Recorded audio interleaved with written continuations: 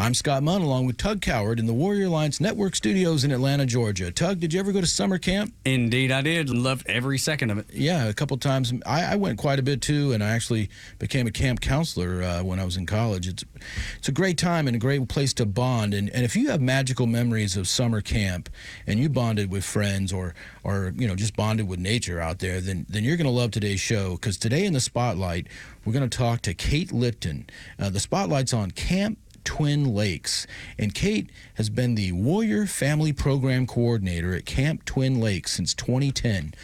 Kate loves to help veterans and their families utilize the camp experience to transform and recover from trauma. She has a degree in therapeutic recreation from Florida State University and takes a holistic approach to mental and physical health and wellness.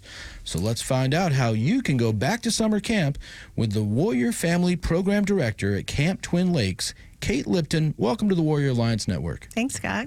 Good to be here. Glad to have you here. Absolutely glad to have you here. And I've been around media for a really long time, and we've raised lots of money over the years for Camp Twin Lakes. Yes, and our Radiothon annual is really phenomenal. Yeah. It has grown exponentially thanks to y'all. No question. And they do such great works there. I love Camp Twin Lakes, and I'm glad that you're here today. So how did you get involved, and how did your passion for health and wellness evolve into a career, helping veterans and their families who experience trauma? Because it seems like a heavy avenue to fall in love with. Yeah, it is a weighted question. And like you said, I mean, it's all evolution in a way. So after leaving college at Florida State, we have to have an internship like most to gain that experience and to get that degree. So I chose to work at the VA in spinal cord injury in San Diego, California. Why? Because it's San Diego, California. Yeah, 7 degrees year round. Yeah, exactly. Beautiful, food's great. I mean, is there anything not to like about San Diego? Pretty much no. And I had a friend that went this semester before me and had a phenomenal experience, great mentorship with the recreation therapists that work there, and they do everything. And so it gave me and gave rec therapy students a real all-around approach to varying aspects of how we could support not only veterans, but people in an adapted space, in a mental health and wellness space. And it was just after 9/11. So they were just starting to get these post 9/11 veterans, and some of whom had endured spinal cord injuries from helicopter crashes and kind of crazy stuff like that. Yeah. So seeing that approach of how can we support somebody with a very high level injury that physically could not engage in a lot of programs, but they could still benefit from recreation in a multitude of ways. And it was winter sports clinic or going out fishing or going to the movies. I mean, again, just the array of recreation that we engage in everyday life that we now have to think about how to implement that for somebody's quality of life. Yeah, sure. And so that's what it gave me the aspect of. And then it really sparked my interest in working with veterans. And so throughout the years, I kind of wanted to find my way back to that. And in 2010, it kind of presented itself to be able to start running these family programs with Camp Twin Lakes. Good Lord works in mysterious ways, doesn't he? No. Camp Twin Lakes is such a history of delivering great camps for kids and adults with physical and mental disabilities. The mission for veterans, can you focus on that for us today? What is the mission there for veterans? It is not unlike any of the other missions for Camp Twin Lakes. It's bringing people together with either a common diagnosis or common challenges that need support in a community space. And what does that support look like? It looks like peer support. It looks like community resources. And most particularly, it looks like therapeutic recreation or recreation therapy.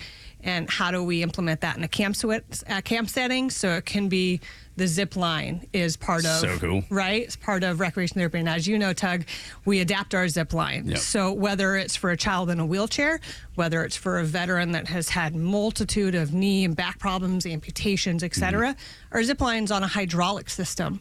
So nobody has to climb up a pole just to get hooked into the zip line. We can lower the zip line down so that somebody can still ride it. It's amazing. And enjoy it in the same aspect. So how can we adapt and provide a recreation atmosphere and make it therapeutic is including the family, seeing their kids play, playing with their kids. There's nothing more rewarding. And it truly brings people together. So if you think about your summer camp, aspect and memories, and you think about family vacations, when do you relax and start to open up and engage fully with your youngest, your oldest, your spouse, and people around you, especially those who've experienced similar, trauma or experienced similar things challenges. in life, So this is the place to do it because it's kind of insulated. We kind of provide that atmosphere. It's structured and also not structured, so people can kind of find their way and what fits best for them and their family. Gosh, I love it. I love what y'all do, and it's so unique. And I want you to tell people about the Family Warrior Weekend program that y'all do at Camp Twin Lakes, and explain what it is and what a family might experience there. When they first come to camp, when they come to camp. Yeah. So, started in 2010, and it's evolved, but it's kept the same focus. How can we serve each member of the family and the entire family all in one weekend? So what that kind of looks like is once the families arrive... It looks like busy is what it looks like. It's very busy. It's very busy. I didn't mean to cut you off, but that's what it is. But you know what parenting in a way is, it's like what's going on behind the scenes, and then what the participants or the campers are being able to experience. So they see the schedule and the activities that they can choose from, and we're all working behind the scenes to make it easy for them and make it supportive and, guide them through the whole experience. So when they arrive, they get to pick some activities, and other activities they can just flow to and from as they want. We have scheduled meets and greets kind of. So for each adult peer group, like the male veterans, the female veterans, the spouses, and the teenagers all meet Friday night just to know faces and names and be familiar and get comfortable. Find those commonalities where the kids being at school all week, being in a long car ride, let's just let them run it out and be kids. A lot of times military kids can't just be kids at home, especially if there's trauma, So that is a huge aspect for these families to come to camp, that these kids can run and scream and laugh and play and kind of push different things with the volunteer support, and it offloads the parents, but it also gives the parents that time to reconnect and then come back fresher. So we give that aspect of that peer time, and then they get the holistic family time of going to each activity they want to do. And that way it's not just all about one member of the family, it's about the entire family. So one member of the family wants to do zip line, then they can say, oh, and we also get to do fishing, which this family member loves, or arts and crafts, which this family member loves, or horseback riding. So kind of bouncing between that and then finding that joy that a lot of times is lacking at home. Gosh, I love that word. Scott, that's the word we're looking for. Yeah, you got to find that joy. Yeah. And it's important for the family. And I was telling you before the show, I'm an Army brat, which means I was raised on Army installations and from a military family. And Tug's a veteran. We thank him for his service in the U.S. Navy. And but I always come from the family perspective on this show, definitely, and all the time, because I live in a military family. And I wanted to know from you, what are some of the situations and family dynamics that you're typically seeing from a veteran when they come with their family, when they first come to camp? What do you see them dealing with? Yeah, their first encounter is a lot of times real challenging. And it can be a few things.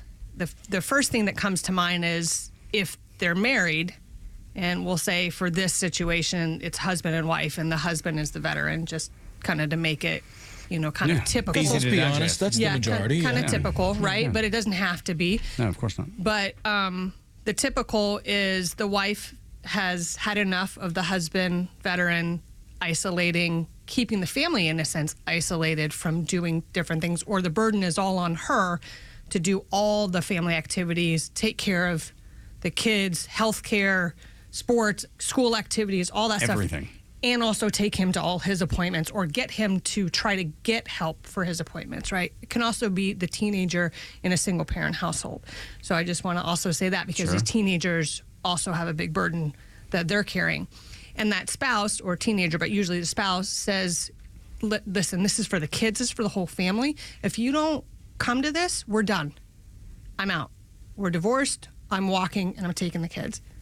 which is huge, right? We don't think of a camp atmosphere where you get to zip line and horseback and swim and fish and, do a climbing wall, that a marriage is on the hinged line. on coming to this.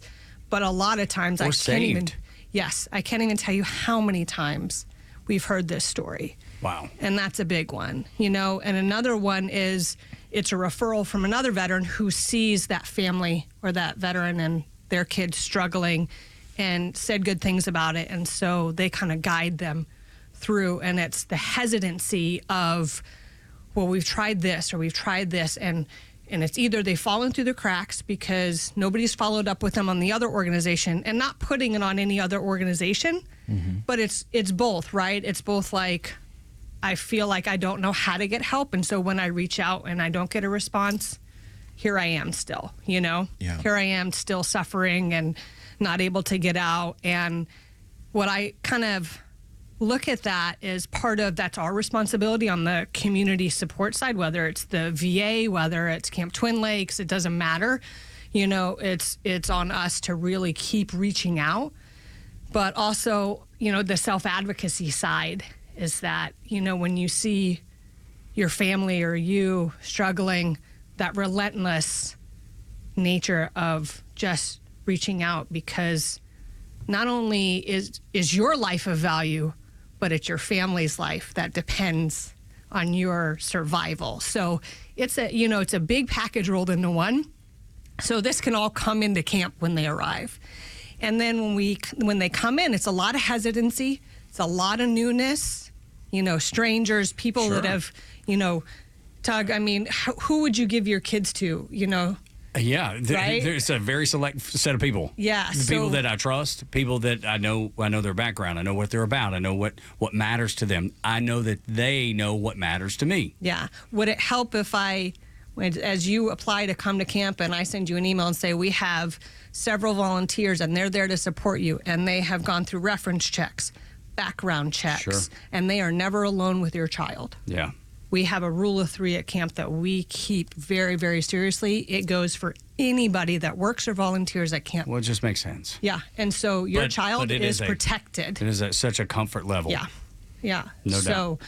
So we put that out there to give as much information coming into camp so that they have some familiarity and the openness to ask questions and learn about it. Yes, ma'am. Is there also. So it's not just summer camp, it's you're ready for these situations. And sometimes when you went to summer camp as a kid, Tug and I both said we went baseball camp, scout camp, whatever, you might randomly happen into betterment in your life and learning. But in this situation, you're set up and ready to really facilitate the family coming back together or dealing with trauma. And that's a beautiful thing. We're talking to Kate Lipton, Warrior Family Program Coordinator at Camp Twin Lakes.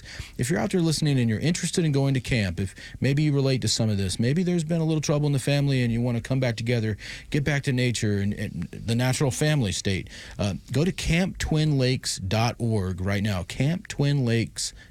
And of course, you can connect always with all these organizations that we talk to on the show at thewarrioralliance.org, thewarrioralliance.org. Now, I understand that you do combine recreation and various therapy activities to kind of break down barriers and build healthy family environments. Why is that combination so critical, and is it effective? It's critical because nothing is as simple as it seems, whether it's the zip line, horseback riding, fishing, 3 very different activities, right? And people with unique challenges. And with the veteran community, and I'll lump in the family with it too, there's something called secondary post-traumatic stress. So. Absolutely. Yeah. Right? It's tough. It is very, very tough. And so what does that look like? Do you care to explain that real quick? Because I bet there's people listening right now that have no idea, maybe never even heard that. Yes. So in the context of what we see at camp, I'll kind of keep it to that, is that with combat/trauma with the veteran engaging, let's say, Iraq or Afghanistan, dealing with seeing people dying of varying ages, whether it's a battle buddy, whether it's a child, right? These things are everlasting. And on the battlefield, it's compartmentalized because there's a job to do. You need to survive and you need to protect the buddies around you so that you can get home to your family. Now, when you come home, things start to come out whether you want them to or not. You can't prevent it. You just can't prevent it.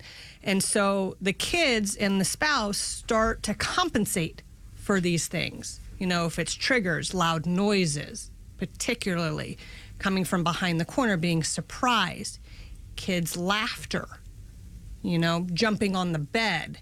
These things can be triggers and ignite a response from the veteran who has dealt with this trauma and suppressed it. Yeah, and suppressed it, exactly, in various ways. So it can be yelling, it can be reclusiveness, hiding in a corner, crying.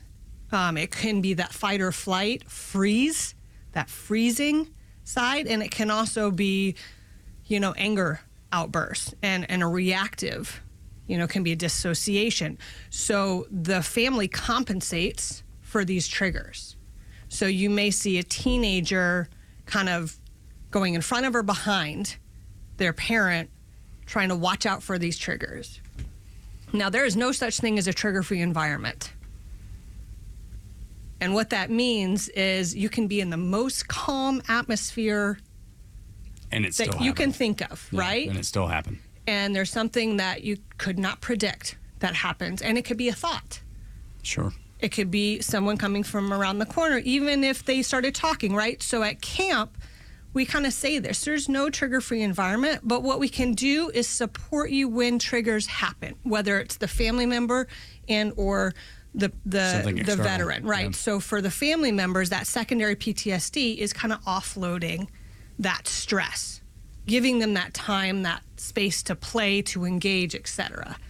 Yeah. Does that answer your question? Yes, ma'am. And I want to talk about, because you've been so detailed and so great about explaining what people will do there and what they can accomplish by going to Camp Twin Lakes.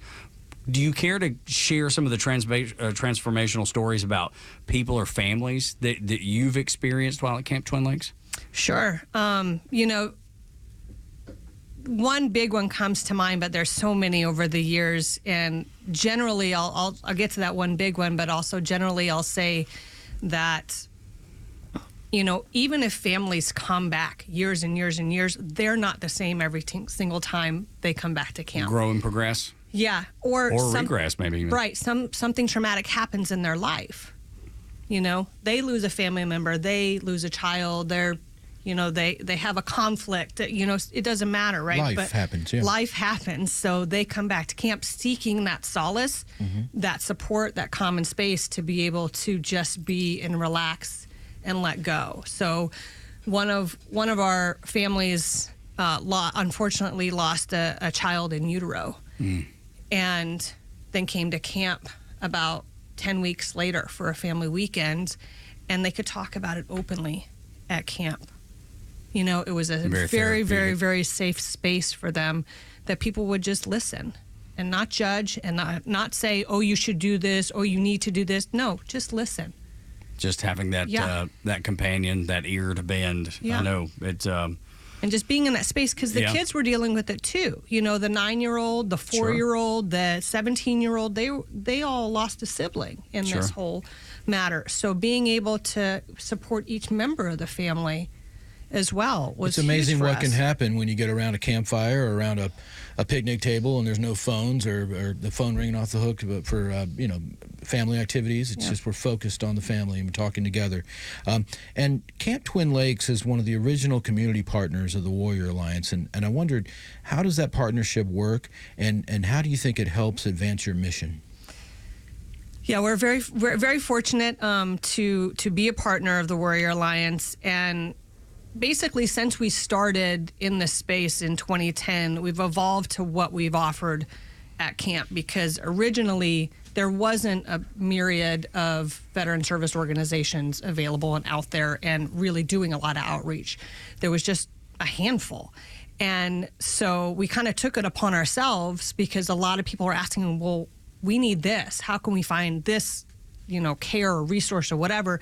And so we started gathering a bunch of them and presenting them at camp from 2011, basically. Again, we started 2010, 6 months later, we had our second camp, and we started just passing out these resources and doing these talks, and had people from the VA come talk about benefits, and various organizations like the Shepherd Center Share Program. I mean, Sure. all the ones that had been around and been doing Great stuff. organization. Yeah.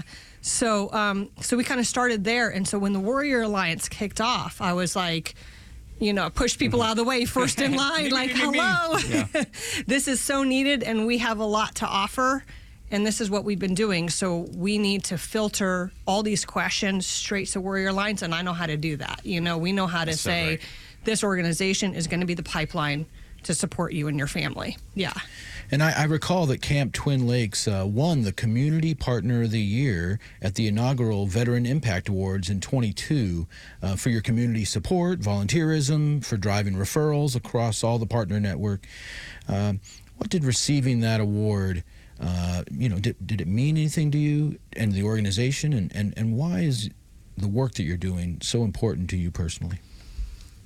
That's pretty loaded, Scott. Talk about setting it up. I know. Yeah. I think you may have to go back And wrap it up in 1 minute. Oh gosh, you haven't met me. So the award just meant a lot in the sense of Camp Twin Lakes has been around since 1993. We've been doing these particular programs since 2010, but it's made a huge impact in the community, and so. Not a lot of people have heard of Camp Twin. I'm sure you run into people, they're like, what's that, right? Yeah. So just times. again, as much as we can get this out there that people get support, whether it's in the veteran community or kids with special needs, physical challenges, life challenges, all that, because in our military families, there's all these challenges wrapped in too. I've met military families that have foster kids. Well, there's a camp for kids in foster care, or kids with autism, or kids with cerebral palsy. I mean, you name it, we have a camp for it. So just having it, again, be put out there and in the veteran space was huge, because we do so much work to promote the support that we provide. And we're a nonprofit, so most of our camp programs either cost the family or child nothing, or less Minimal. than $100 or minimal. $50 for the program. So, being able to just keep pushing out there, keep giving that support, keep providing the resources within that network. So if it's Children's Hospital, then they come to camp and they learn more about the care that they can receive at Children's, or another organization like Focus, Families of Children Under Stress. We have a military family that comes and they say they have a kid with Down syndrome. Well, there's this great organization that can support you and your family's needs in the community also, so. After camp. Yeah, great. throughout the rest of the year, exactly. So So did the I award answer really- all those questions? Well, it helped you get the word out and helped Yeah. keep you in the focus in the community. But why do you do it, Kate? When you find a passion, you find something that just, only tires you out for a short time after, and then it's just, your brain just keeps, how can I do better? How can we provide more? How can we help these people or people in this situation or this challenge? And how does that evolve? And people still want that support. That's a big part of it. And, there's a part of it then when people receive your help, then that's certain gratification too, right? So then they say, this camp saved my marriage. This camp, I've heard, and I get emotional about it, with camp counselors who were in the military. They came one summer to be a camp counselor and then kind of did something stupid. But we still had to talk to him. He still came back the next summer to be an even better counselor, and he told me that summer that it saved his life. Wow. It's incredible. I mean, it's mind-blowing in a is. way that, that camp has that impact. It can be for a kid in a wheelchair that gets bullied at school or has challenges at home, but then they come to camp and they're normal, and that's kind of what we provide. We provide that normalcy. And so being able for people to have that's their space. And I want you to speak to veterans and their families that may be experiencing a traumatic event in their life and might be reluctant to take that first step. Speak to them. Tell them why they should. We just meet you where you're at. We don't expect anything. There's no magic pill. There can be magic moments. And that's what's cultivated at camp. And we provide the space and the support. We have mental health professionals. We have peer support. But we don't say this is therapy. It's therapeutic. And sometimes this is the place where people have a good experience with a mental health professional, so then they're more likely to seek it outside. And also, again, guiding them to the right place and the right resource. But we meet you where you're at. And every single family member, we've had a 4-week-old and that family come to camp and just adapt how we can provide their schedule with the baby. We've had people with amputees. We've had 94-year-old grandparents. That's awesome. And then all the invisible wounds and challenges. Sure. So we meet you where you are. Yep. I love it. Kate, thank you so much for being here. thank you, guys. Make sure you check out camptwinlakes.org and the warrioralliance.org as well. We just appreciate you. God bless you. Yeah, thanks, guys. Nice to meet you.